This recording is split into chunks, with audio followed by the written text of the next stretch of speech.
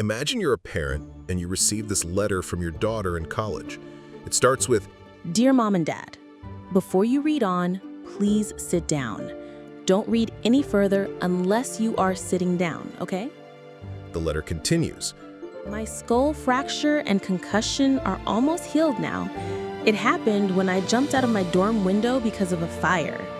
Luckily, a boy from the gas station next door saw me, called the fire department, and even invited me to live with him in his basement apartment.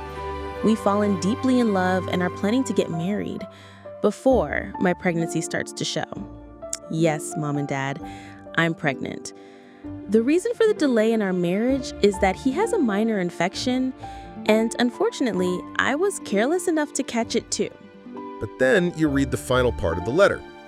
Okay, now that I've brought you up to date, I want to tell you that there was no dorm fire, I don't have a concussion or a skull fracture.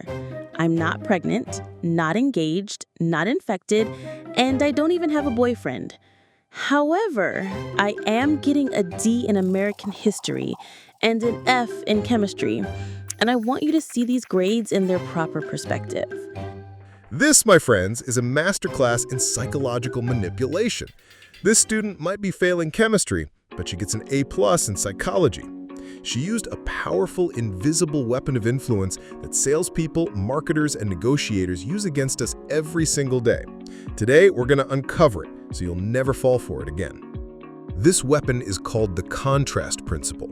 It's a fundamental rule of human perception. Simply put, if two items are presented one after another, and the second item is fairly different from the first, we will tend to see it as more different than it actually is.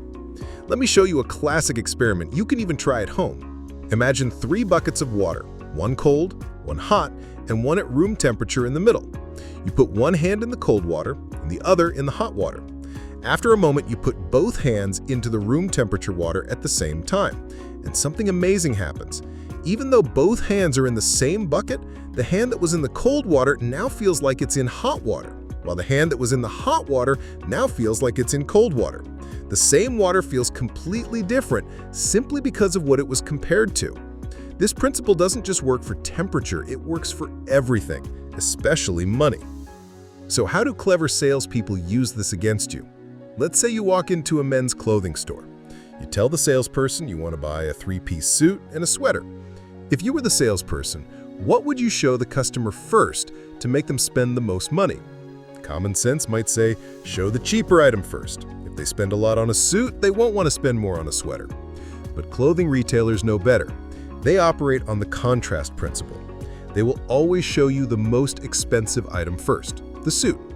After you've just mentally agreed to an $800 purchase, when he then shows you a sweater, even an expensive one for say $100, that $100 price tag seems insignificant in comparison to the $800 you just committed to.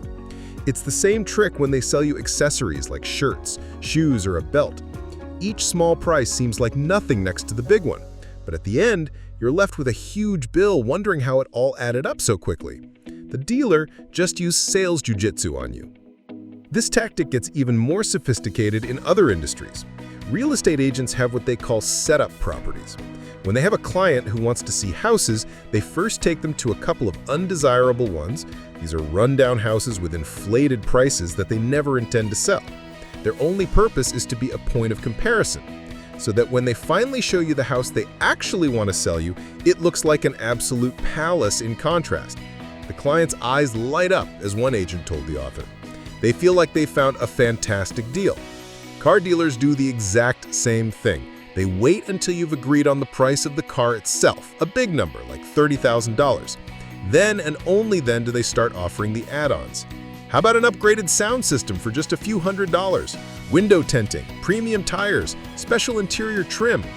Each individual option seems trivial compared to the main price, but at the end, the final price is massively inflated and you're left wondering what just happened.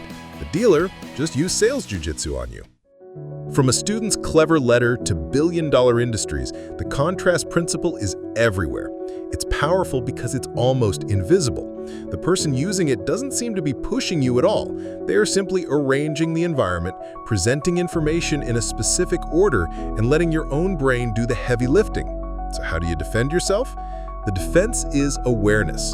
The next time a salesperson shows you something outrageously expensive first, or a real estate agent shows you a dump, recognize the setup. Acknowledge the contrast. Isolate the decision. Ask yourself, is this item at this price actually a good deal for me? By breaking the comparison, you break the spell. Now, I want to hear from you. What's the most clever use of the contrast principle you've ever seen or experienced? A negotiation? A menu at a restaurant? Share it in the comments. If this video helped you see the world a little differently, do me a favor and hit that like button. It really helps the channel. And make sure you're subscribed so you don't miss our next episode, where we will dive into another powerful weapon of influence. Thanks for watching, and stay sharp.